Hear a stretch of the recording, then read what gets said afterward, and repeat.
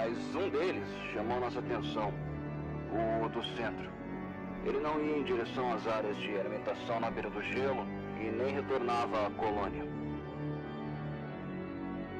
Pouco depois, o vimos indo em direção às montanhas, algumas a 70 quilômetros dali.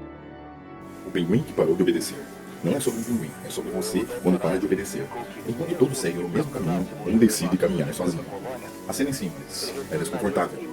O grupo inteiro retorna ao mar, o lugar do alimento e do hábito, da sobrevivência coletiva. Mas um pinguim vira o corpo, ignora o fluxo e caminha em direção às montanhas da Antártida. O documentário chama isso de desorientação, um erro, algo fora do padrão. Curioso como toda escolha fora da curva sempre vira falha. Quando você sai do comum, larga o caminho confortável, questiona o seguro, ninguém chama de coragem, chamam de loucura. O mar é previsível. A montanha exige convicção. E parar de obedecer sempre cobra um preço.